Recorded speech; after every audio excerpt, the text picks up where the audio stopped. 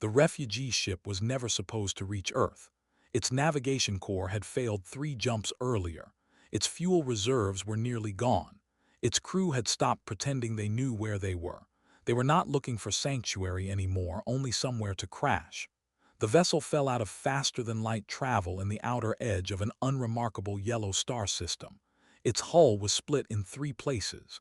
Its life support was failing. Its engines were dead. The captain ordered blind descent toward the nearest habitable world. There was no time for scans, no time for diplomacy, only atmosphere. The ship entered over an ocean, burning, breaking apart. Millions on the surface saw it, a streak of fire across blue sky, an impossible thing falling from the heavens. It crashed in a remote mountain range, hard enough to split stone, hard enough that no one aboard believed they had survived. But they had, barely. The first humans arrived within 42 minutes. Helicopters, ground vehicles, emergency teams. The refugees watched from shattered hull openings as strange bipedal figures in bright rescue gear approached through smoke and snow. No weapons drawn, no visible fear, only urgency. At first, the refugees thought these beings were primitive locals, pre-industrial perhaps, a species too young to understand what had just fallen from the sky. Then, one of the humans cut through the hull with a plasma torch. Another deployed atmospheric seal foam over a life support breach. A third began triaging the wounded with medical tools more advanced than anything the refugees expected from an unknown world. The captain of the refugee vessel realized something then. They had crashed onto a developed world, a hidden one. That should have been impossible. No map trade route listed an inhabited species here. No galactic charts showed civilization in this system. And yet, the humans were real. The survivors were transported to secure medical facilities. Their ship was quarantined. Governments across Earth entered emergency session before sunrise. Humanity had not expected first contact to arrive in pieces. The first official communication took 12 hours. Translation software shared mathematics, basic symbolic exchange. The refugee captain explained who they were, or rather, what remained of them. Their home world was gone. Their colonies had fallen. Their fleet had shattered. They had been running for 8 months. The species hunting them was called the Kerath Dominion, a regional power with a long history of conquest and forced absorption. The refugees had escaped only because the Dominion believed them already dead. That changed when long-range trackers re-established contact with the damaged refugee beacon. The Kerath learned where the ship had fallen and they sent a message. It arrived 70 hours after the crash. It was addressed to Earth. Its wording was formal, polite, cold. It stated that the individuals currently on Earth were escaped property of the Dominion. They were to be returned immediately.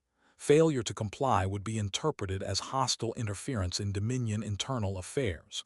The human governments reviewed the message in silence. Then they asked the refugee captain a question. Was any part of that true? The captain answered no. His people had never belonged to the Dominion. They had resisted annexation. They had lost. That answer was all the humans required. Earth's response was sent 6 minutes later. It contained only one sentence. They requested asylum. It was granted. The Dominion responded with threats, demand, warnings of consequences. Humanity sent another message. Then come collect them. The refugee captain read that transmission 3 times. He believed at first it was mistranslated because no rational species challenged the Dominion over strangers, not over a handful of survivors, not over people who had arrived by accident, but the humans did. And in that moment the refugees understood something important. They had not crashed on a peaceful world. They had crashed on a dangerous one. The Kerath Dominion did not reply immediately. That, more than anything, unsettled the refugees because the Dominion did not hesitate. It punished defiance quickly, publicly. Silence meant calculation. On Earth, preparations began at once. The refugees expected panic, confusion, perhaps regret. Instead, they saw something stranger. The humans became organized. Military assets moved under layers of official secrecy that fooled no one. Orbital platforms changed trajectories. Subterranean bunkers reopened. Civil defense networks quietly activated across multiple nations. Factories that had not produced weapons in decades resumed operations within days, and all of it happened with alarming speed. The refugee captain watched from a secure observation room as Earth transformed, not into chaos, into readiness. He asked one of the human officials how long it would take their world to fully mobilize. The official answered plainly. Why depends how serious this gets. That answer did not reassure him. Human scientists worked with refugee engineers around the clock. They studied the wrecked ship, its drive systems, its shields, its weapons.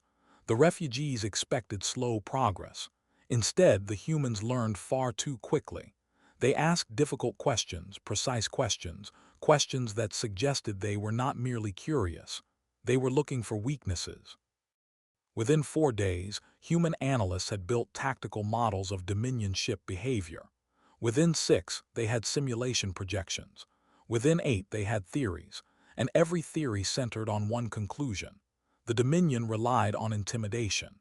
Its fleets were large, its technology superior, but its strategy assumed fear would end resistance before resistance became costly. The humans found that assumption interesting. The first Dominion fleet entered the solar system 12 days after the crash. It was not large by galactic standards, only 6 warships, but it was not meant to fight. It was meant to intimidate. Its commander transmitted a final demand: return the refugees, stand down all military assets, submit to orbital inspection. Earth answered with silence for 31 seconds, then transmitted a reply: no, nothing more. The Dominion commander ordered his fleet forward. That was when every human satellite in orbit changed course. The refugees had assumed they were communications infrastructure, weather systems, navigation platforms. They were not. Panels split open. Weapon housings emerged. Drive signatures flared to life. Earth orbit became armed in less than a minute. The Dominion fleet stopped, only briefly, then continued forward. The commander had made a common mistake. He believed hidden weapons were the same as dangerous weapons. He assumed a young species could not threaten a mature empire. That assumption lasted until the first human strike. It did not come from orbit, it came from behind them. 3 human ships dropped from stealth position beyond lunar shadow. Not large, not impressive. They fired once each. The Dominion rear escort ship lost engines instantly. Its power core collapsed before shields fully reacted. The rest of the fleet turned. That was the second strike. Orbital defense platforms fired in synchronized sequence, not at the lead ships, at the formation itself. Targeting vectors forced evasive maneuvers. Formation integrity broke. Command spacing collapsed. The human ships behind them disappeared again. The Dominion commander attempted to regroup. That was when minds activated. They had not been detected earlier because they had not existed earlier. Human deployment drones had seeded them during the opening exchange. 2 more Dominion ships lost maneuvering control. The battle lasted 19 minutes. When it ended, 3 Dominion ships were destroyed. 2 were disabled. 1 fled. Earth had won its first interstellar battle. The refugees did not celebrate. They stared in disbelief because the Dominion did not lose small engagements, not to new species, not to isolated worlds, and certainly not to a civilization that had only learned the galaxy existed less than 2 weeks earlier. The refugee captain asked the human admiral one question after the battle: how did you prepare so quickly? The admiral thought for a moment, then answered with unsettling honesty: we've been preparing for someone to come eventually. The captain asked how long. The admiral looked at Earth through the observation window. A very long time. The Dominion retreat ship carried news home, and with it something far more dangerous than defeat: humiliation, because now the Dominion had a problem. If it walked away, its authority weakened. If it escalated, it risked turning a small embarrassment into open war. It chose escalation. Long-range surveillance detected fleet massing at Dominion border space. Not 6 ships, not 10, dozens. The refugee captain saw the reports and felt the same cold certainty he had felt when his own world fell. He went before the human leadership personally. He told them there was still time. Return us. Save your people. The room was silent after he finished. Then the senior human representative answered, you asked for refuge. The captain lowered his head. He said his people had brought war to Earth by mistake. The human replied without hesitation, no. Then he looked directly at the captain. They brought it here, and in that moment the refugee understood fully. Humanity had made its decision. And once humans made that kind of decision, they did not reverse it. They did not compromise it. They defended it no matter the cost. The invasion fleet arrived 31 days later. It entered the outer system in waves, ship after ship after ship. By the time long-range tracking completed its count, the number stood at 42 warships. The refugee captain went silent when he saw it. That was not a punitive force. That was extermination. The Dominion had made its decision. Earth would not be punished, it would be erased. Global alert sounded across the planet. Cities moved into emergency posture. Civilian shelters opened. Orbital traffic halted. And yet there was no panic. The refugees expected terror. Instead, they saw discipline. Human civilians lined calmly into underground transit systems. Military convoys moved with practiced efficiency. Emergency broadcasts carried instructions in measured voices. It looked less like a world facing extinction and more like a world executing a drill. The refugee captain asked if this had been rehearsed. A human officer answered simply, "For generations." That answer stayed with him because it meant the humans had expected this. Not the Dominion specifically, but someone, someday. They had always assumed the stars might bring danger, and they had prepared accordingly. The Dominion fleet advanced in textbook formation. Heavy ships centered, carrier elements behind, screening destroyers wide, confident, ordered. The humans did not rush to meet them. That was the first surprise. Earth's main defense fleet remained close to orbit, holding position. The Dominion commander interpreted this as fear. He pushed faster. That was exactly what the humans wanted. As the Dominion entered the asteroid belt, thousands of dormant mining drones activated.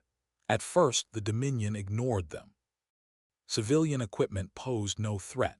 Then the drones accelerated, not toward ships, toward asteroids. Charges detonated across the belt, controlled, precise.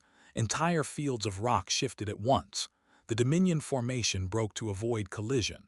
That was when hidden missile platforms fired from within the debris, not enough to destroy the fleet. That was never the goal, only enough to force more movement, more corrections, more broken formation. The Dominion emerged from the belt disordered. Not crippled, but no longer clean. Then human long-range artillery opened fire from Mars' orbit. The refugees had not known Mars was armed. Most humans apparently had not either. Mass drivers buried beneath the planet's crust launched tungsten slugs at fractions of light speed. The Dominion lost 2 ships before it understood where the fire was coming from. It changed course again. Another adjustment, another delay. The refugee captain finally understood. The humans were not defending Earth. Not yet, they were shaping the approach. Every engagement, every trap, every defensive layer was forcing the Dominion into a path of human choosing. And by the time the Dominion realized that, it was too late to reverse course cleanly. Earth's fleet finally moved. It advanced in scattered formation. Loose, uneven. The refugee officers watching the tactical display were confused. Again, the humans refused standard doctrine. The Dominion commander saw the formation and smiled. He believed he was facing panic, amateur. He ordered direct engagement. The 2 fleets collided near lunar orbit. The battle was immediate and violent. Human ships moved unpredictably, breaking vectors, changing speed constantly. Dominion targeting systems struggled, not because the humans were faster, they were not, but because they refused to move logically. They broke every pattern. One human cruiser drove directly into the center of the Dominion line, a suicidal maneuver. The Dominion ships concentrated fire. Then the cruiser detonated, not from destruction, from design. Its entire reactor core had been rigged as a directional blast charge. 3 Dominion ships vanished in the explosion. 2 more lost shields.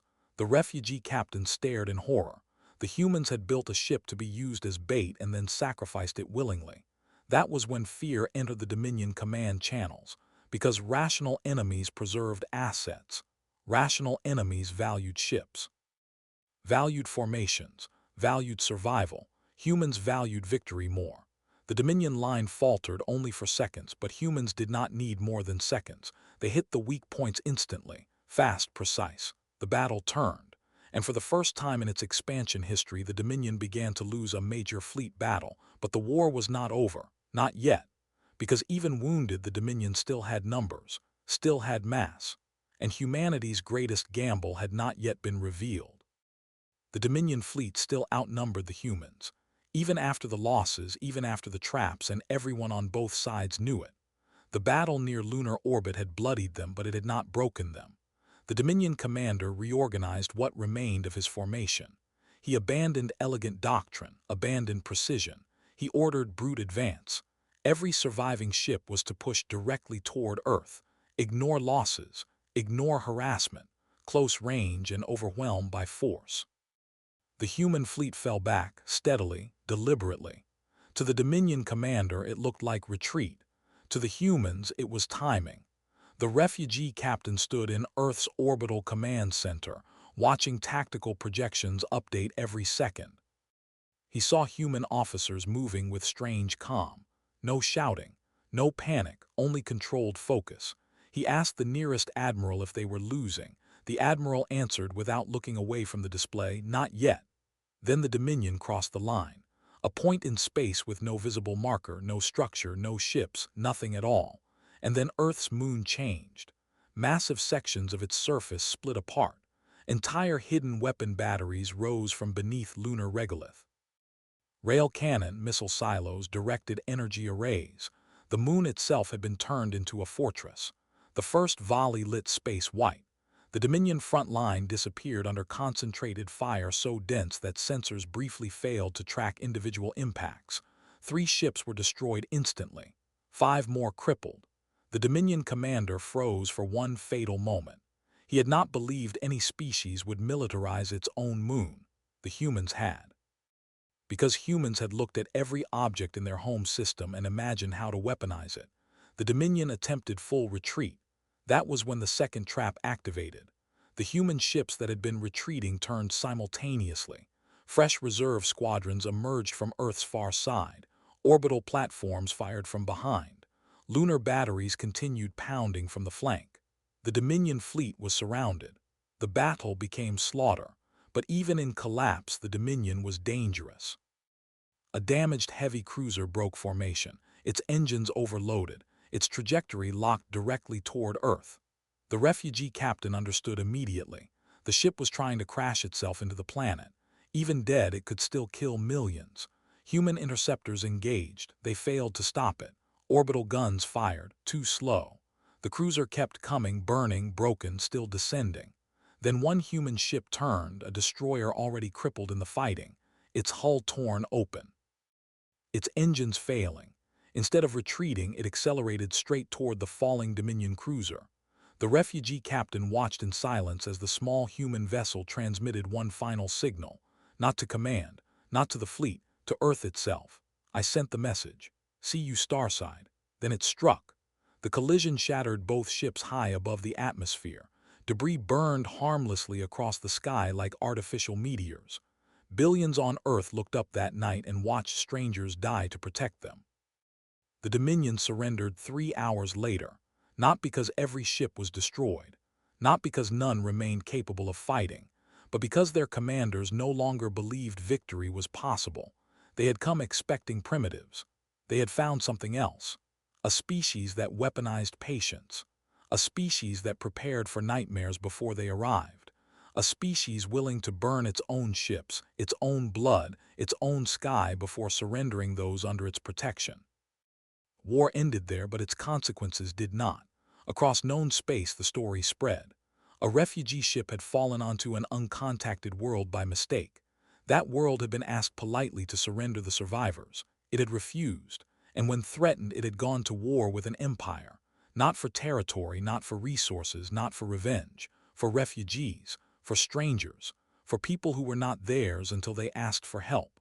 The refugee captain remained on Earth long after the war. Many of his people did. When asked years later why so many chose to stay, he gave one answer. Because if the universe ever hunts us again, he looked toward the sky above Earth at the warships still patrolling there.